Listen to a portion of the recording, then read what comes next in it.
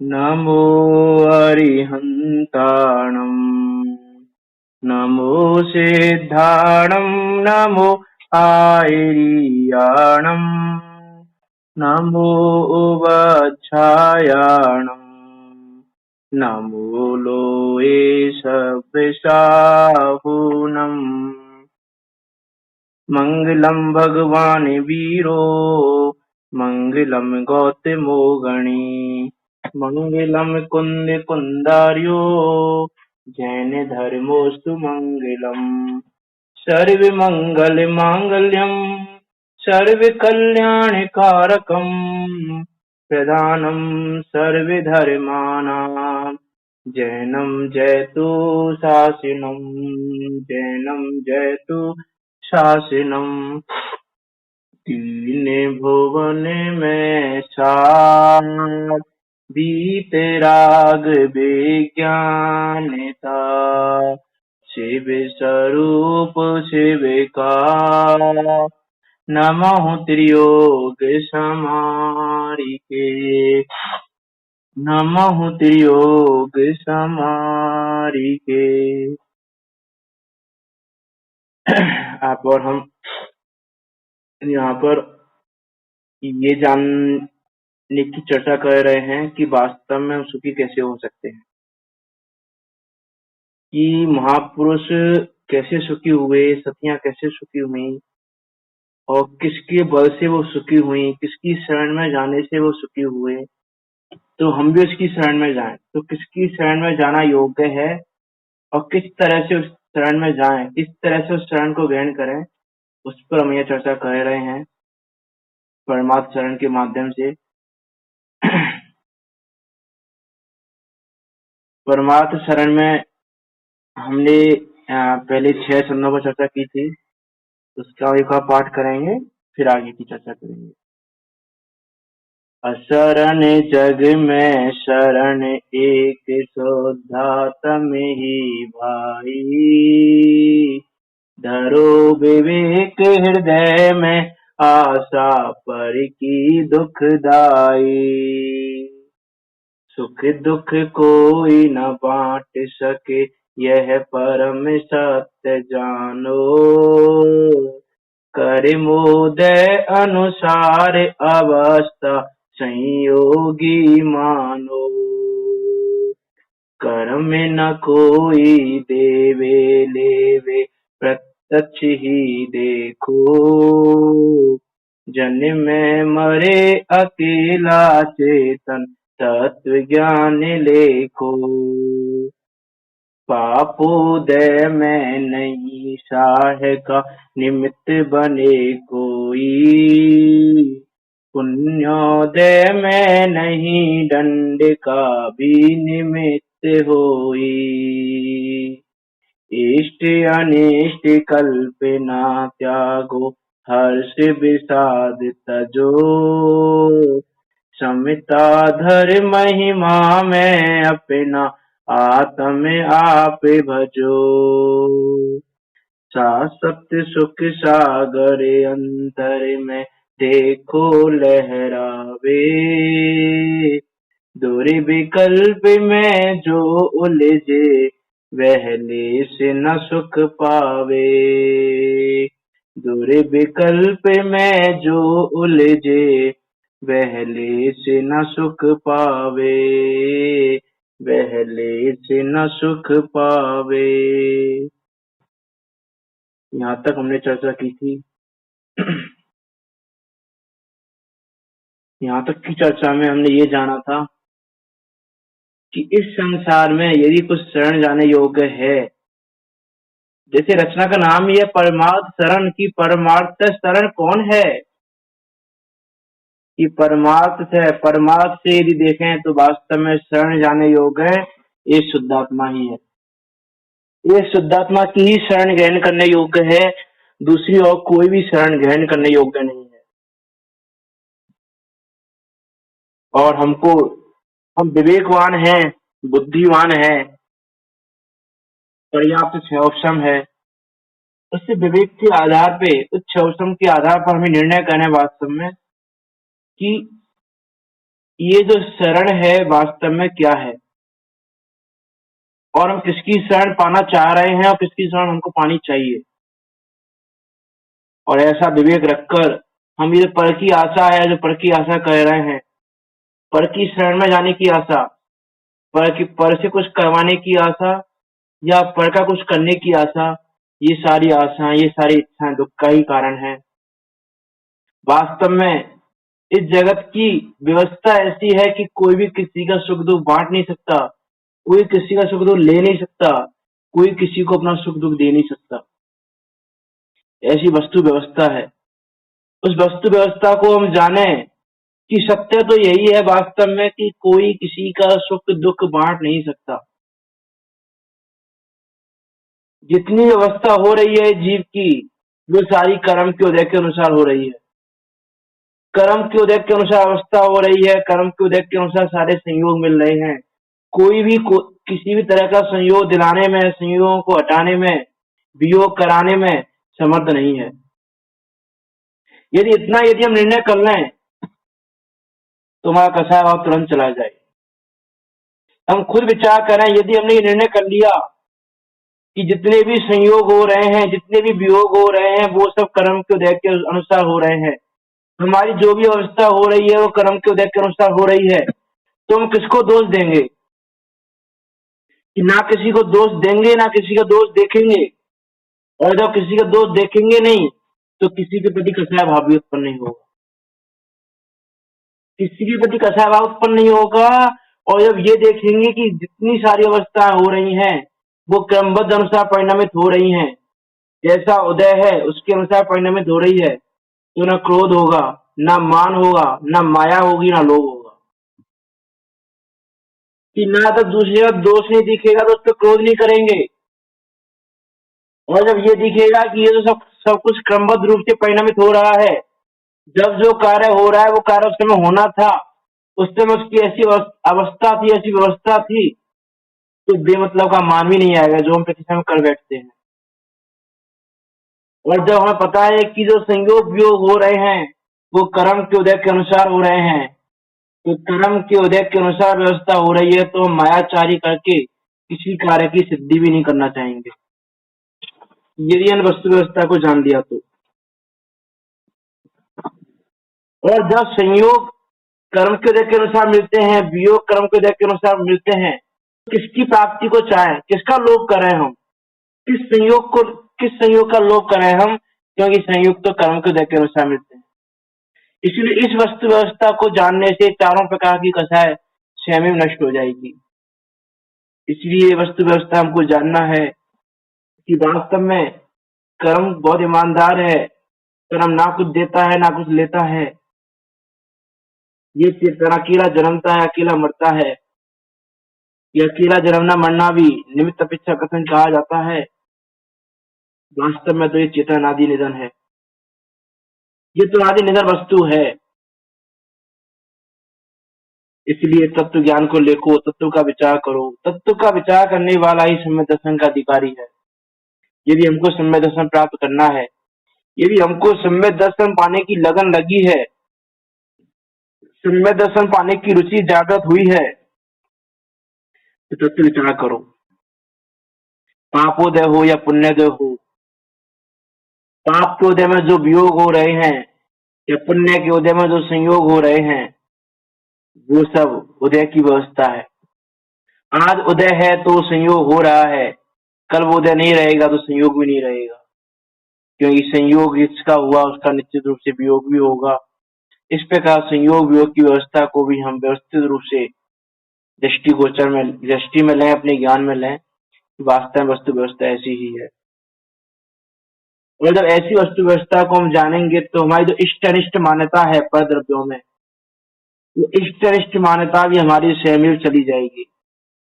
जो इष्ट को मान के हर्ष हो रहा है, राग हो रहा है, अनिष्ट को मान के द्वेष हो रहा है, विषाद हो रहा है, वो सब स्वयं दूर हो जाएगा, दूर करना नहीं पड़ेगा। जब इष्ट अनिष्ट मान्यता चली गई तो अपने आप दूर हो जाएगा। और क्षमता को धरकर अपना महिमावंत प्रभु, अपना ज्ञायक प्रभु, उसको देखो, उसको भजो, प्रति समय भजो। ये सुख का सागर प्रति समय हमारे अंदर लहरा रहा है, तरंगे अचल रही हैं प्रति समय सुख के सागर की। तो सुख के सागर को पहचानना है हमको, और दृढ़ विकल्पों में नहीं उलझना है। दृढ़ विकल्पों में उलझने वाला लेस मात्र भी सुख नहीं पा सकता। इसलिए इन दृढ़ विकल्पों को छोड़ें और विकल्पातीत अपनी शुद्धात्मा की शरण लें। यही वास्तव में इस रचना को पढ़ने का उद्देश्य है, और यही इस रचना को पढ़ने का फल होना चाहिए। अरे कुंतुनाथ भगवान का कल भी जन्म तप निर्वाण कल्याणक था, और आज भी वही तिथि है। वैशाख शुक्ल प्रतिपदा, वैशाख शुक्ल एकम, तो दो तिथि हैं, तो हम तो दोनों दिन उनका जन्म तप निर्वाण कल्याणक मनाएं, और वास्तव में विचार करें कि उन्होंने किसकी शरण लेकर निर्वाण अवस्था को प्राप्त किया। हम भी उस शरण को लें, हम भी वस्तु व्यवस्था को जाने जिस वस्तु व्यवस्था को कुंतुनाथ भगवान ने जाना। आगे का सुन लेते हैं, फिर चर्चा करते हैं। मत देखो संयोगों को, कर मोदय मत देखो, मत देखो पर्यायों को, गुण भेद नहीं देखो। अहो देखने योग्य एक ध्रुव गायक प्रभु देखो, हो अंतर्मुख सहज दीखता अपना प्रभु देखो। देखो, एक छंद बता रहा है कि क्या मत देखो, और एक छंद बता रहा है कि क्या देखो। कि मत देखो संयोगों को, कर्मोदय मत देखो, कि संयोगों को मत देखो, इन संयोगों पर दृष्टि मत करो, संयोगों की चाह नहीं करो, संयोगों में इष्ट अनिष्ट बुद्धि नहीं करो, कि किसी संयोग को अच्छा मानो, किसी संयोग को बुरा मानो। इन संयोगों को देखना ही बुरा बंद करो, कि चाहे जैसा संयोग आए, चाहे वो इष्ट रूप हो चाहे अनिष्ट रूप हो, और वास्तव में कोई संयोग इष्ट अनिष्ट रूप होता नहीं है, वो तो हमारी मान्यता है। तो जैसा संयोग आना है वैसा संयोग आए, लेकिन प्रत्येक संयोग में ज्ञानी समता भाव धरकर अपनी शुद्धात्मा में रहता है, और अज्ञानी जीव उस संयोग के आधार से राग द्वेष मोह खड़ा करके कर्म बंद करके संसार को बढ़ा लेता है। संयोग वही है, वो संयोग ज्ञानी जीव को भी आ रहा है, वही संयोग अज्ञानी जीव को भी आ रहा है। अज्ञानी जीव उस संयोग से संसार बढ़ा रहा है, और ज्ञानी जीव उस संयोग से संसार को घटाकर मोक्ष मार्ग पे जा रहा है। यदि संयोग ही हमको सुखी दुखी करते, यदि संयोग ही हमको कर्म बंद कराते, यदि संयोग ही हमको संसार में रुलाते, तो ज्ञानी जीवों को भी रुलाना चाहिए था, ज्ञानी जीवों को भी कर्म बंद कराना चाहिए था। लेकिन ज्ञानी जीव उसी संयोग के आधार से मोक्ष पा लेते हैं, और अज्ञानी जीव उसी संयोग से संसार बढ़ा लेता है। इसी वास्तव में संयोग संसार में नहीं विरमाते, संयोग कर्म बंद नहीं कराते, लेकिन संयोगों में जो राग देश मोह है, वो राग देश और मोह भाव वही कर्म बंद कराने वाले हैं, वही संसार में घुमाने वाले हैं, और कोई भी दूसरा उस संसार में घुमाने वाला नहीं है, संसार में भ्रमाने वाला नहीं है। इसलिए संयोगों को देखना बंद करो, कि अरे प्रथम योग को विचार करें यदि, तो अनेक महापुरुषों के भी संयोग आए, कैसे कैसे संयोग नहीं आए।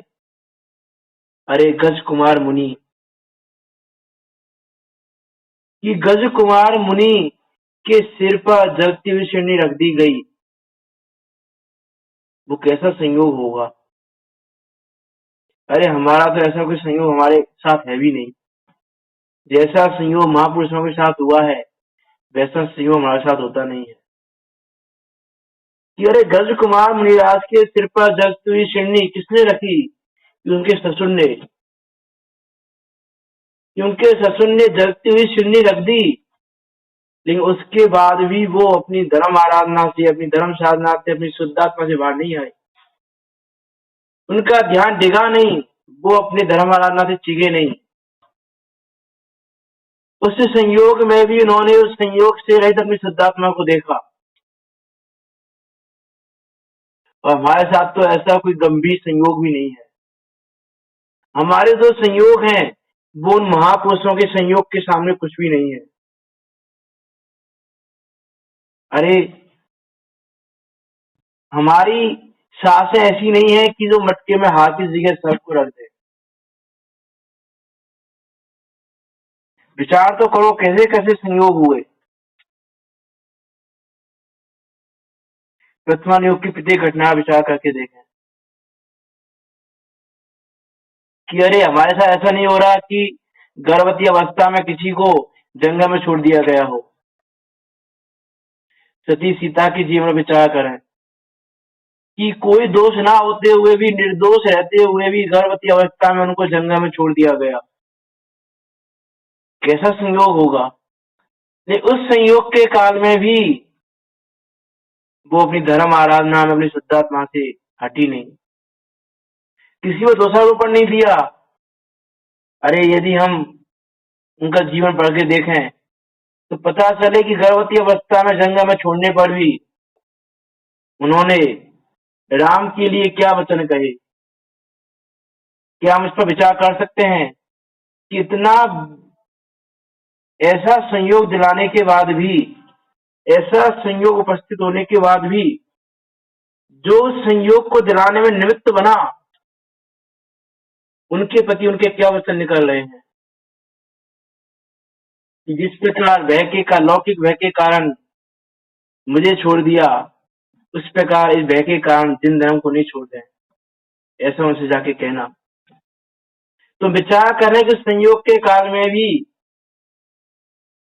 किसके बल पर उनका ये कथन निकला, किसके बल पे निकला कि वास्तव में उस समय वो संयोग को नहीं देख रही थी। वास्तव में वो सती सीता उस समय भी अपनी शुद्धात्मा में ही थी। वो जानती थी कि ये कर्म का उदय ऐसा आया है मेरा स्वयं का कि मुझे ऐसा संयोग मिला है कि इस संयोग को दिलाने में किसी का दोष नहीं है। किस पर दोषारोपण करूं, ये तो मेरे स्वयं का कर्म का उदय है और मेरे कर्म के उदय को मुझे भोगना ही पड़ेगा, क्योंकि जैसा बीज बोया जाता है फल तो वैसा ही मिलता है। आम के बीज बोने पर नींबू नहीं मिलते, आम ही मिलते हैं। तो कर्म का यदि मैंने पहले किसी पे लांछन लगाया हो, किसी को घर से निकाला हो, तो आज वही कर्म का उदय मेरे साथ आया है। इसमें किसका दोषारोपण करें। ऐसे प्रत्येक संयोग में विचार करें, जो भी संयोग हमारे साथ हो रहे हैं वो हमारे कर्म की वजह से हो रहे हैं। हमारे कर्म की वजह से वो संयोग हो रहे हैं और जब हमारे कर्म का उदय टलेगा तो संयोग भी अपने आप दूर हो जाएगा। विचार तो करें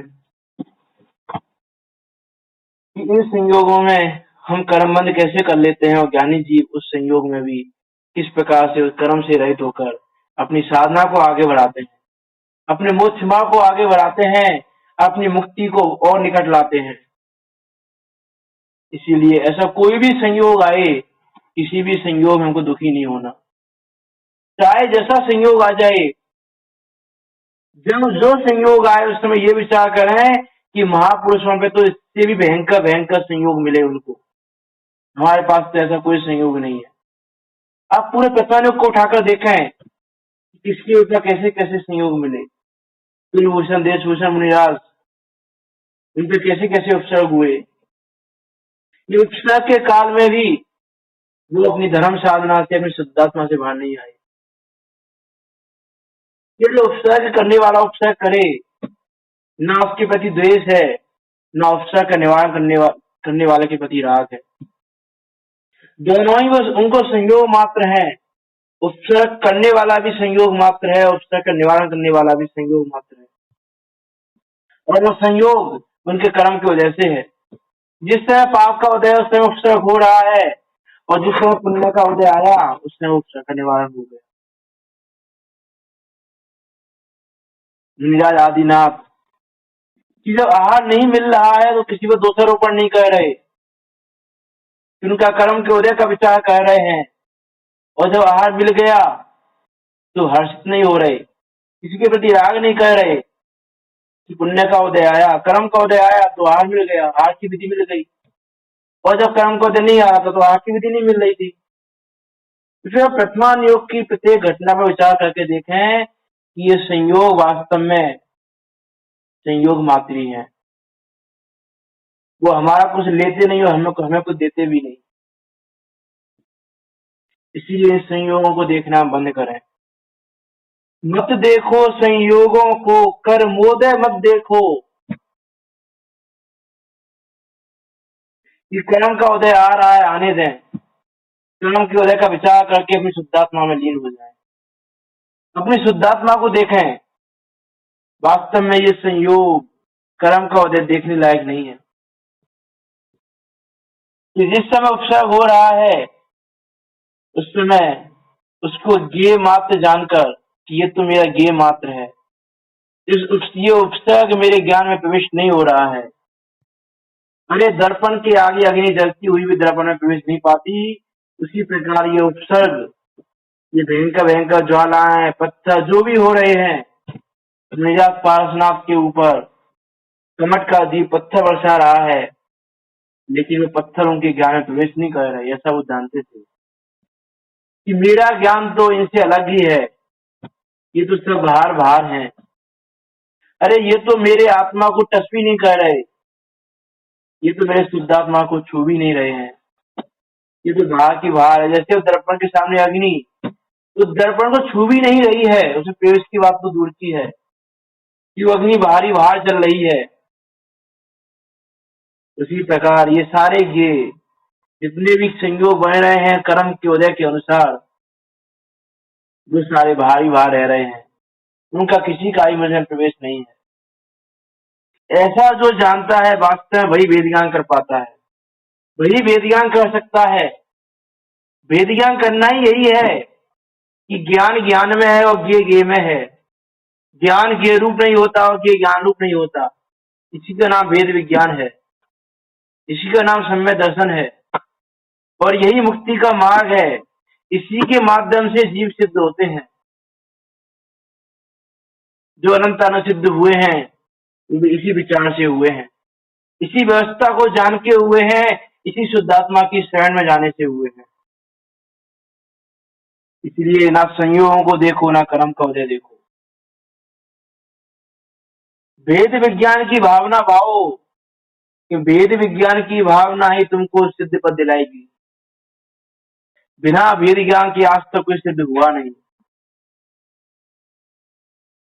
आचार्य कुंद कुंद देव ने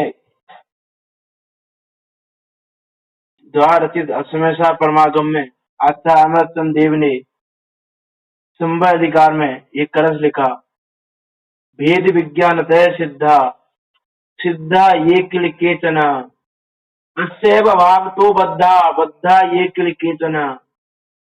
कि अब तक जो भी सिद्ध हुए या आगे होंगे वैसा महिमा जानो तुम भेद ज्ञान की, और जो इस भव अटवी में भटक रहे हैं भेद ज्ञान के ही अभाव से भटक रहे हैं। कि अब तक जो भी सिद्ध हुए हैं, हो रहे होंगे, वो भेद ज्ञान से ही होंगे। और ये भेद ज्ञान अपने आप को संयोगों से रहित ज्ञेय से अलग ज्ञान रूप देखने से ही होगा। ज्ञान और ज्ञेय को अलग अलग जानने से ही होगा कि ज्ञेय ज्ञेय में है, ज्ञान ज्ञान में है। ज्ञेय ज्ञान में आते नहीं और ज्ञान ज्ञेय में जाता नहीं। फिर वास्तव में ये भी कहने में आता है कि ज्ञान में ज्ञेय झलकते हैं, वास्तव में तो उस समय भी ज्ञान ही ज्ञान में झलकता है, ज्ञेय नहीं झलकते। ये भी कहने का कथन है कि ज्ञान में ज्ञेय झलकते हैं। वास्तव में तो जो ज्ञेय झलक रहा है वो ज्ञेय नहीं है, वो वास्तव में ज्ञान का ही आकार है। जो ज्ञान ही ज्ञानाकार रूप से झलकता है उसको कहने में ज्ञेय आता है। इस प्रकार ज्ञान ज्ञेय की भिन्नता जानने पर ही वेद विज्ञान होगा। और प्रति समय ज्ञान ज्ञेय को भिन्न जानो, कि जब संयोगों को भिन्न जानोगे, कर्म के उदय को भिन्न जानोगे। संत षोडशी में हमने पढ़ा था, देह भिन्न है, कर्म भिन्न है, उदय आदि भी भिन्न हो, कि वो कर्म का उदय भी मुझसे भिन्न है, कर्म का उदय मुझ में नहीं है, कर्म का उदय भी मुझ में आज तक प्रविष्ट नहीं हुआ। अनादि काल से कर्म का उदय आ रहा है, लेकिन फिर भी वो कर्म का उदय ने मुझको छुआ भी नहीं, वो ऊपर ही ऊपर तैर रहा है। जैसे कमल के पानी ऊपर ही ऊपर तैर रहा है, उसमें प्रवेश नहीं हुआ, वैसे ही ये संयोग, ये कर्म का उदय ऊपर ऊपर ही है। इन्होंने मेरे ज्ञान में, मेरी शुद्धता में प्रवेश नहीं लिया आज तक। प्रवेश नहीं लिया तो दूर भी हो सकते हैं, क्योंकि ऊपर ही ऊपर है, वो है ही नहीं मुझ में। उनको मैं अपना मान मान के बैठा हूँ, उसे ममत्व बुद्धि करके, कर्तव्य बुद्धि करके, उन संयोगों में इष्टपना मानकर उनको जोड़ने में, हटाने में, ये लगाने में, ये व्यवस्था करने में उन समय लगा हुआ हूँ। ये संयोग हटे, ये संयोग आए, ये संयोग ऐसे परिणामित हो, ये संयोग ऐसे परिणामित हो, इसी में हमारी बुद्धि लगी हुई है। इसीलिए ना तो संयोगों को देखो, ना कर्म को देखो। मत देखो पर्यायों को, गुण भेद नहीं देखो। कि मत देखो पर्यायों को कि अरे ये मनुष्य पर्याय है, ये तिर्यंश पर्याय है, ये ना की पर्याय, ये देव पर्याय, पर्यायों को मत देखो। अरे मनुष्य पर्याय भी मेरी नहीं है, मेरा तो एकमात्र शुद्धात्मा ही है। ये मनुष्य पर्याय आज तक शुद्धात्मा रूप नहीं हुई, ये मनुष्य पर्याय मनुष्य रूप ही रही। इस देह की अवस्था को मनुष्य कहा जा रहा है कि जिस समय ये आयु पूरी होगी, ये पर्याय चली जाएगी, ये पर्याय रहेगी नहीं। तो जब ये पर्याय रहेगी नहीं, इसका मतलब पर्याय मेरी नहीं है। ये पर्याय मेरी होती, अरे मेरी पर्याय तो वो है जो मेरे जानने में आ रहा है, जो ज्ञान गुण की पर्याय वो मेरी पर्याय है, उसको अपनी पर्याय माने। लेकिन मनुष्य पर्याय को, तिरंत पर्याय को, इनको अपनी मानने में लगे हुए हैं। मनुष्य गति पाई तो मनुष्य पर्याय को अपना मान लिया। तन उपजत अपनी उपज जान, तन असत आपको नाश मान। कि जिस तन को पाते हैं, मनुष्य का तन पाया तो मनुष्य को अपना माना, तिरंज का तन पाया तो तिरंज को अपना माना, नरक का तन पाया तो नरक को अपना, नारकी को अपना माना, और देव का तन पाया तो देव को, देव पर्याय को अपनी पर्याय मान लिया। लेकिन ये पर्याय अपनी पर्याय नहीं है, इसलिए इन पर्यायों को भी देखना छोड़े। अब जो इन्हीं पर्यायों को अपनी मान मानकर दुखी हो रहे हैं कि अरे स्वयं को भी ऐसा नहीं देखा, पर को भी ऐसा नहीं देखे कि मैं स्वयं भी शुद्धात्मा हूँ, ये मनुष्य पर्याय रूप नहीं हूँ, और सामने वाला भी जो मनुष्य है वो भी शुद्धात्मा है, वो भी जीव है, उसमें भी भावी सिद्ध विराजमान है, उसमें भी भगवान आत्मा विराजमान है। और जब उसे भगवान आत्मा देखेंगे सामने वाले में, तो अपने आप ही इष्ट अनिष्ट की मान्यता, किसी को मारने की भावना, किसी को बचाने की भावना, किसी के साथ कुछ करने की भावना अपने आप खत्म हो जाएगी। यदि हम जीव मात्र देखें, यदि उसको हम शुद्धात्मा रूप देखें, इसलिए कह रहा है कि मत देखो पर्यायों को, गुण भेद नहीं देखो। अरे आप तो अनंत गुणों से सहित उस शुद्धात्मा को देखो, एक एक गुण को देखने में नहीं जाओ, उस शुद्धात्मा को देखो, वही शुद्धात्मा ही देखने योग्य है, बाकी और कोई भी देखने योग्य नहीं है। ना पर्यायों को देखो जो पर्याय हो रही हैं, मनुष्य पर्याय, तिरंज पर्याय, नारकी पर्याय, देव पर्याय, और ना ही गुण भेदों को देखो। क्यों? गुणों से सहित, उन परिणमते हुए गुणों के सहित जो द्रव्य गुण पर्याय वेदात्मक वस्तु है, वस्तु को देखो कि जिसमें गुण प्रति समय परिणमित हो रहे हैं, जो गुण पर्याय से अभेद है, उस वस्तु को देखो कि जो वस्तु उत्पाद या द्रव्य रूप है, उस वस्तु को देखो, उसके बाद इन पर्यायों को नहीं देखो। उत्पाद व्यय द्रव्य युक्त सतह सत द्रव्य लक्षणम, कि वो सत द्रव्य का लक्षण है और वो सत उत्पाद व द्रव्य से युक्त है।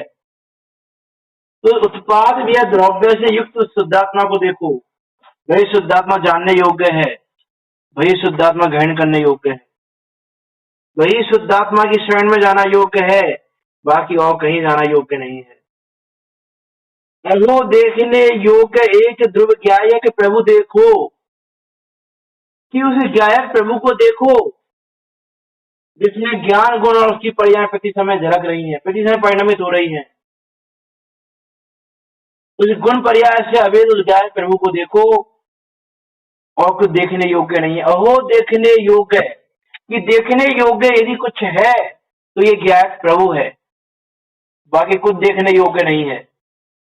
जो हम बाहर में ये कंट्री देखे आए, ये महल देखे आए, ये यहाँ का ये देखे आए, यहाँ का नेचर कितना अच्छा है, यहाँ कितनी अच्छी झरने हैं, यहाँ कितना अच्छा वाटरफॉल है, यहाँ कितना अच्छा समुद्र है, यहाँ कितना अच्छा बीच है, ये देखो जापान कितना अच्छा है, जापान में हुआ है, अमेरिका में हुआ है।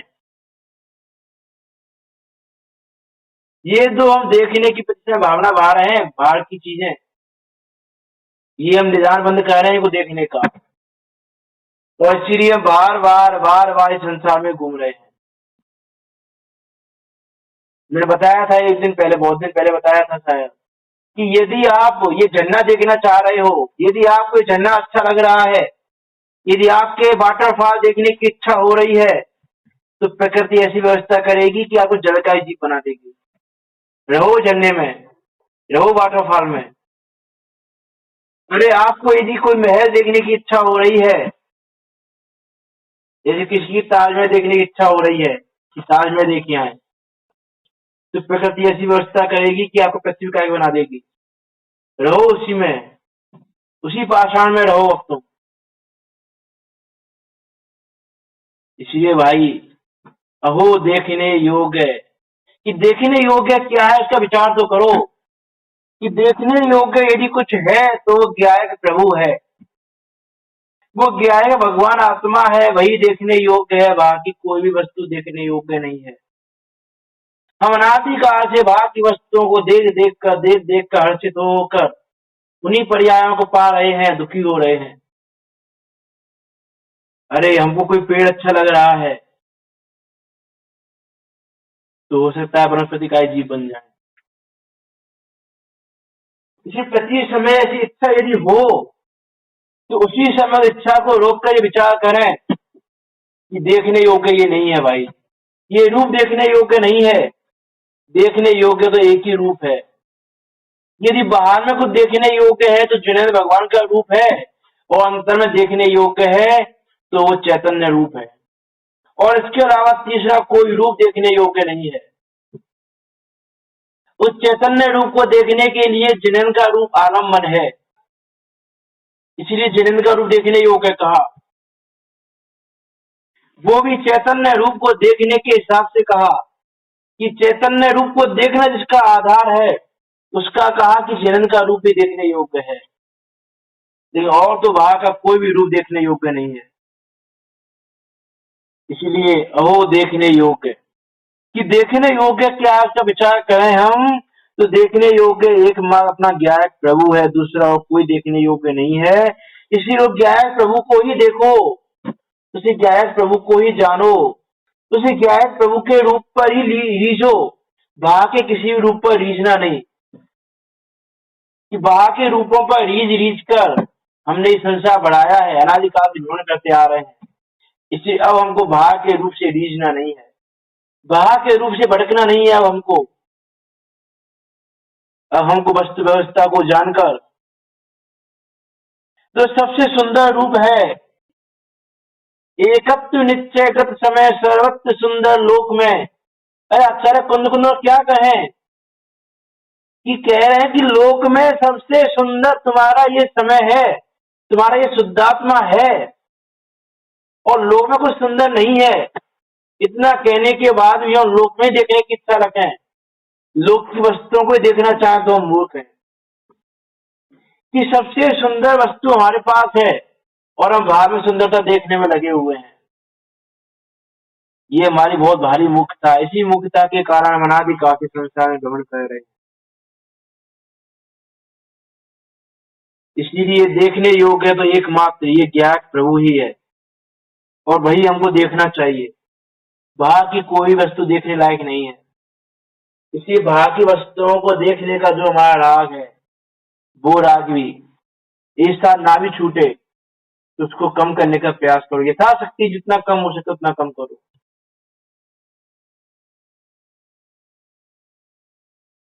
कि आप विचार करें कि सबसे सुंदर क्या है। ये वाटरफॉल आदि क्या है? कुछ भी नहीं है। ये ताजमहल आदि क्या है? कुछ भी नहीं है। अरे ये तो विनाशी है। आज नहीं तो कल इनका तो विनाश होगा। नहीं, सबसे सुंदर वस्तु जो मेरे पास है, मेरी शुद्धात्मा, वो तो विनाशी भी नहीं है। अनादि निधन है, अनादि अनंत है वो वस्तु। ना जिसका कोई प्रारंभ है ना जिसका कोई अंत है। पर वाटरफॉल का, महलों का, सिटियों का, शहरों का, वाटर पार्क का, इन सब का तो प्रारंभ भी है और अंत भी है। ना तो ये अनादि है ना ये अनंत है। इसलिए वो सबसे सुंदर वस्तु जो अनादि अनंत है, जो कभी क्षय को प्राप्त नहीं होगी, हमेशा रहेगी, उस सबसे सुंदर वस्तु को देखो। उस सबसे सुंदर वस्तु को देखने का पुरुषार्थ करो और उसी सुंदर वस्तु को देखते हुए, क्षमता भाव रखते हुए, उस सुंदर वस्तु को देखकर वेद ज्ञान करके अपना मोक्ष मार्ग प्रशस्त करो।